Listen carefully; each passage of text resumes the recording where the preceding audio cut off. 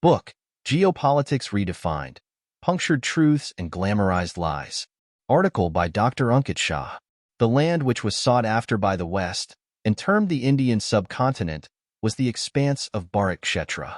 The Indian Ocean, which is the only ocean named after a country, has always been the pivot of world economics and civilization.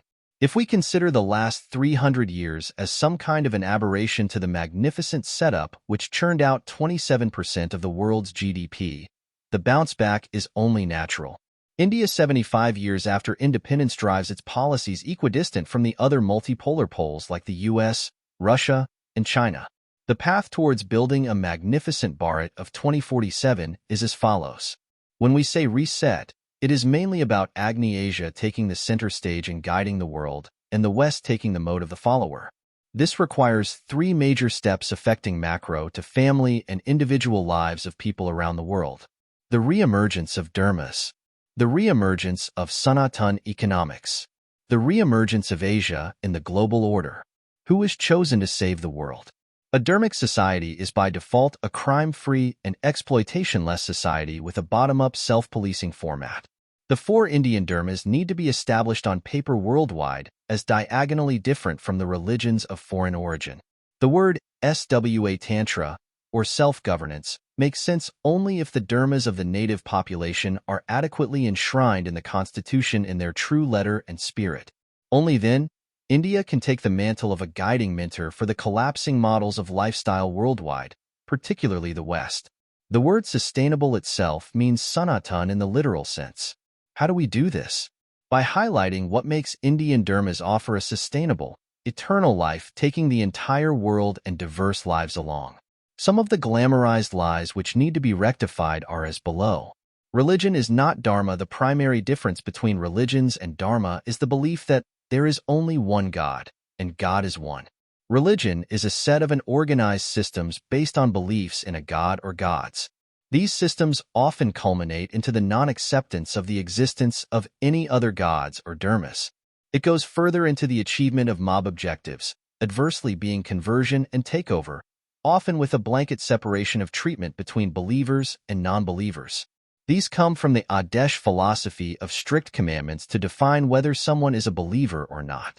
On the contrary, the Indian dharmas are all about individuals seeking of liberation. The seeking is for the individual to decide based on his own interpretations and capacities. The dharmas come from the Updesh philosophy of recommendations. The four Indian dharmas are all-encompassing, living, non-living, and the entire universe. You can tell the dharma of water and that of fire. You can't spell out their religions. Temple is not Mandir. Temple is a place of worship. Mandir is a place where you elevate your inner self. The elevation of self entails several different methods and processes based on factors like which Bhagwaan's pran-pratishtha is done, representing which supreme values to be invoked and what kind of allied economic and social objectives are achieved in the campus by Sampradayas of which school of thought. Mandirs have been university campuses, centers for feeding prasad food to the people, centers of art, research, medicine, and so on. The viharas between ancient Mandirs were student-faculty exchange and research programs. Each Mandir has several different kinds of objectives based on the supreme values represented by which Bhagwaan's pran-pratishtha is done. Prayer and worship is not puja. The word prayer has its root origin in asking for material things and asking for forgiveness of sins. Many crimes are being discounted by misuse of some religious processes worldwide, and there are empirical evidence of jailed criminals adopting specific religions on the basis of psychological self-rationalization of crimes committed. Prayer can be done anywhere in a temple, in front of a teacher, or in a court of law, and so on. Puja, Anushthan, Yajna, and Arti are completely different from prayer or worship. The Indian dharmas are about seeking spirituality and individual liberation. One cannot ask for material things while seeking liberation. God is not Bhagwaan.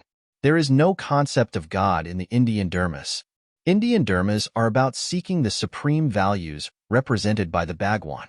Indian Bhagwaans aren't some forces who exist at some unknown place like gods of religions. Indian dharmas point out that the element of supreme is within each of us and everywhere. Indian dharmas do not come from the God-follower concept of worship. Just by being a follower, There is no miraculous force coming to rectify or forgive your doings in the Indian dharmas.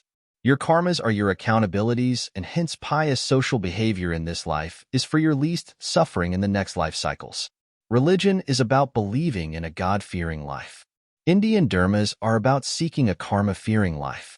Religions believe in the concept of one life. Indian dharmas talk about life cycles based on your past and current karmas. Idol is not Murthy. Idol can be of anyone and can be put up anywhere. You can put up a poster or idol of a politician, sportsman, scientist, and so on. What we Indians do in the Mandirs is not idol worship. Murthy is completely different. Murthy is an embodied physical representation of the Bhagwans for seeking and invoking the divine principle they represent. You are invoking those supreme values from within for your own seeking and elevation. At this point, neither the state nor the legal framework has the capacity to map the diverse functions of the Indian dharmas. This has resulted in dumbing down of understanding in the eyes of law at home and in the world. It is India's duty to take this alternative of Sanatan dharmas at the world stage to offer mankind a completely different and peaceful perspective to living. A Dharma Carnival needs to be officially launched worldwide to showcase the beauty of a duty-based lifestyle in contrast to rights-based Abrahamic living. Adam Smith's capitalism has managed to give us 60% divorces, loneliness ministries, hyperconsumerism, and prescription drug life. Karl Marx's communism has managed to give us 60% slave population, freebies politics, aimless crowds deprived of dharmas, and devoid of trust and direction required for a living civilization to continue. Why is the world taught that there are only two economic models? The land of the world's first economics literature, the Arthashastra, had a magnificent economic setup for 1,700 years of the past recorded 2,000 years of human history. Why is it that the two economic models of foreign origin, capitalism and communism, do not mention the word family even once in their theories? Even a small kid can tell you that every single economic decision is a family decision and by default carries repercussions for the entire family unit. One should not be surprised to see that the family structure is in crisis in the United States and other parts of the world like China with an aging population, divorces, and falling birth rates. Capitalism bases itself on the individual as the smallest unit of economics. To the supporters of this model, the world as a market and profits are at the core of every action, whether humane or not. Communism bases itself on the aimless crowd being the smallest unit of economics.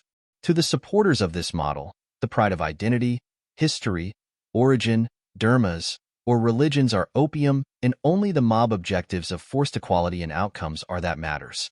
Both the models follow one life belief of consumption and vanishing from the planet with zero sense of furthering the civilization or culture.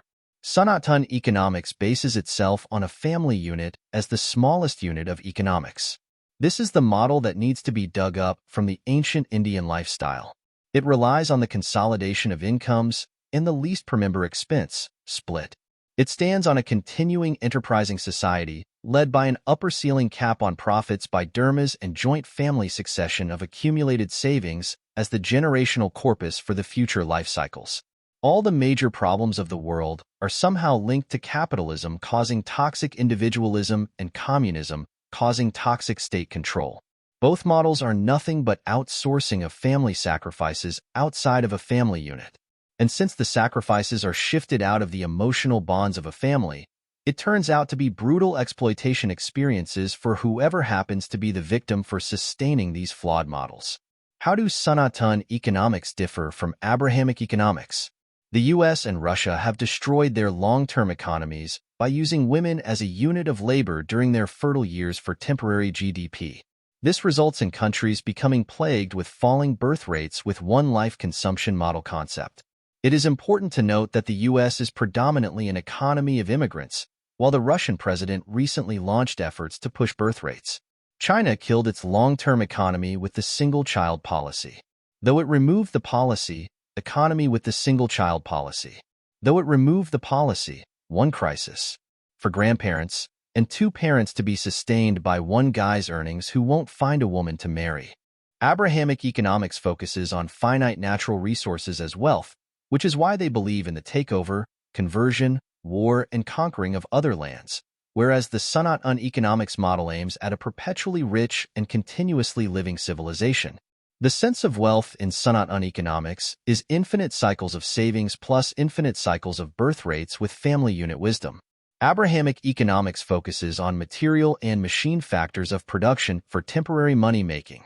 Sanatan economics focuses on man and money factors of production for infinity, and so the endless cycles of family unit-based savings is money for the next generation as seed fund for enterprising and as emergency funding, and the endless cycles of producing correctly skilled men by sustaining birth rates for economics till infinity.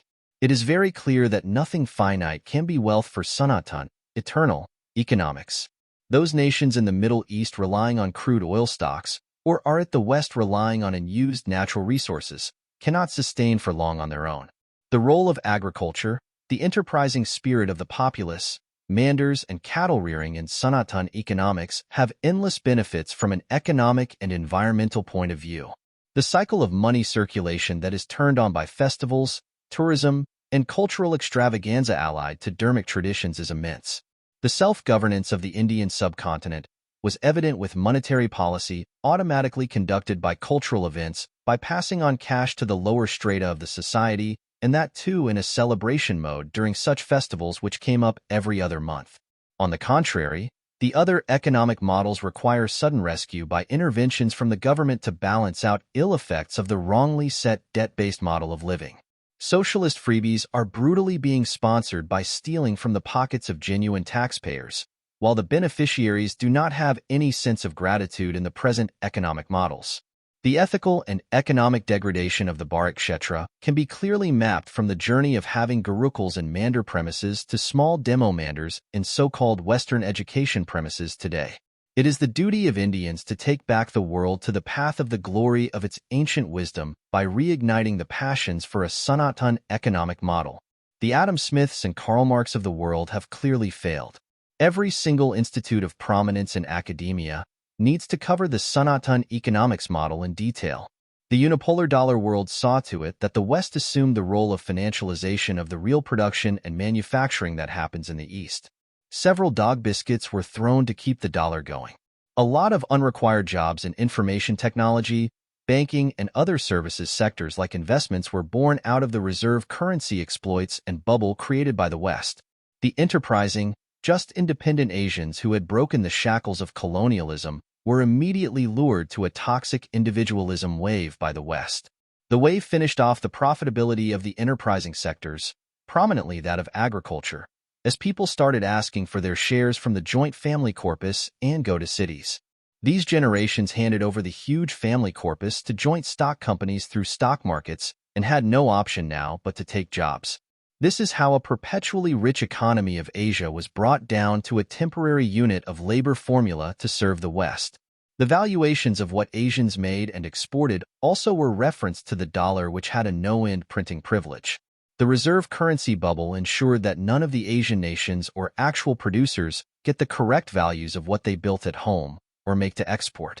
Every single nation that cannot buy energy by the printing or using its own currency is a financial colony of the West. This is exactly why it is inevitable for the unipolar dollar-led multilateral agencies like the UN, World Bank, IMF, and WTO to be cut to size for Asia to re-emerge from the 300 years of suppression. The manufacturing and agriculture sector has to spring back to correct valuations for a major chunk of the unrequired service sector works to come down to their real numbers.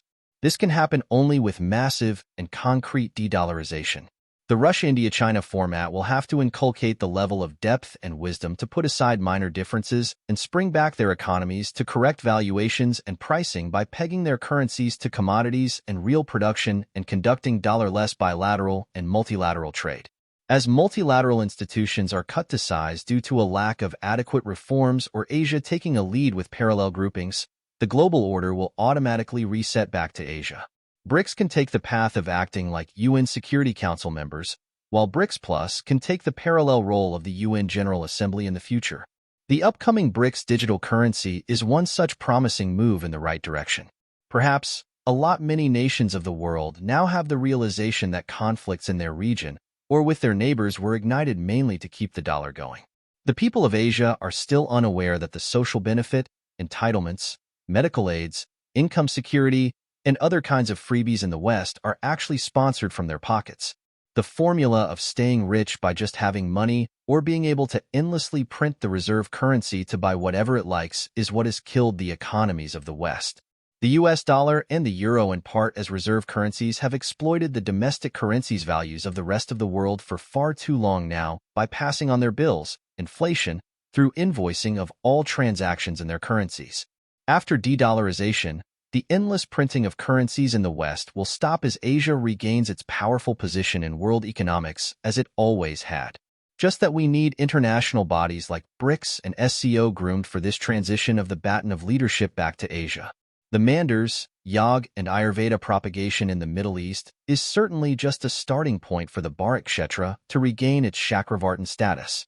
The above 3 pointers of re-emergence for expanding the sphere of influence from Saudi Arabia to Laos is the minimum requirement to sit back on the throne which always belonged to us. And all of the 3 mentioned above need to be backed by a strong and powerful combat force of strength. Who dares stop us?